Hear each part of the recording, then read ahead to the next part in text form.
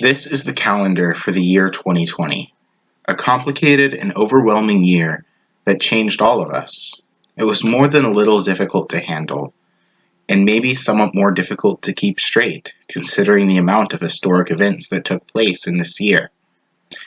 The purpose of this video is to provide a timeline of the year 2020 to help the viewer understand what happened during this year, particularly in the United States, because, unfortunately, there is no real way to provide a complete picture of what happened everywhere. In order to make this timeline, I had to come up with a particular unit of historical time that could subdivide a year into smaller parts in a way that made sense. The only term that made sense for this was seasons. What better way to divide a particular year than to divide it into seasons based on what event defined those days the most? I don't think seasons is too confusing of a term. After all, though there are regular seasons, there are various things referred to as seasons, such as football season, election season, and various religious groups, such as the Catholic Church, even have liturgical seasons, which divide the whole year into portions. This is what those seasons looked like in the year 2020 for the Catholic Church, the Roman Rite in particular. And of course, they are very different from the normal seasons. So, since seasons is a term that is often used to divide the year in many ways, it seems best to me, it makes perfect sense to me to divide years, especially those with particularly eventful events like 2020, into historical seasons like little ages within a year. Now, one of the most important things to know about normal seasons is that the seasons depend on the area you live. Not only are they reversed in the southern hemisphere, but in other places, such as the savanna, the normal 4-season model breaks down completely, replaced by a 2 or 3 season system in other parts of the world, and no seasons on the equator. In a similar vein, the historical weather makes the historical seasons wildly different in different parts of the world over the course of the year. And because of that, I cannot make a global calendar for the historical seasons of 2020. Instead, I have to focus on a particular region, preferably one I know more about, such as the United States. However, just to give you an idea of how historical seasons are different in different parts of the world, I will point to the Beirut explosion on August 4th of 2020. Even though that event likely had significant effects on Lebanon, changing the metaphorical historical season of that country, it had little to no impact on the United States or many other countries around the world. And because of that, the global seasonal calendar, if there is one, and the Lebanese seasonal calendar cannot reflect one another perfectly. So let us begin with our seasonal calendar of the US. Now, even though COVID-19 is the first thing that pops into our minds when most of us think of 2020, the truth is that there was a brief period at the very beginning of the year where COVID was on very few minds and wasn't significantly affecting the life anywhere. Now, you may think that this time of normalcy ended when COVID-19 was first affecting Wuhan, or when it was discovered on January 7th, or at some other date around that time. But that early on in the year, people were still weren't significantly affected by coronavirus except in Wuhan itself. For the United States in particular, the earliest I would place the end to this time of normalcy is January 20th, as the first COVID case would be discovered in the United States the following day. However, things were still mostly normal for a while after that.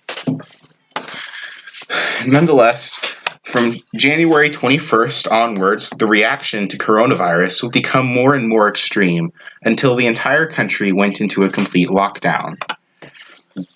Now, even though COVID-19 was still influential throughout the year and its influence only amplified during the lockdown season, the way the pandemic was experienced changed dramatically for everyone in the country. When lockdowns first began to be issued, now, since every state chose to lock down at different times, and some states didn't lock down at all, the lockdown season didn't begin and end at a uniform time across the country. However, for the sake of simplicity, I chose to set the beginning of the lockdown season on March 19th, when California issued the first stay-at-home order in the country. These lockdowns would not end for a long time in many parts of the country, but for a nation as a whole, their importance would be overshadowed as the winds of history changed. On May 25th, George Floyd would die, and after him, the country would riot. Many cities would experience heightened crime and burn. Because of this, I have set the next season, the season of George Floyd, as covering a large portion of the rest of the year, at the very latest up until the 2020 election, when much larger events would overshadow these riots. However, it is pretty obvious to me that the season of George Floyd didn't last a whole 5 months. And then some.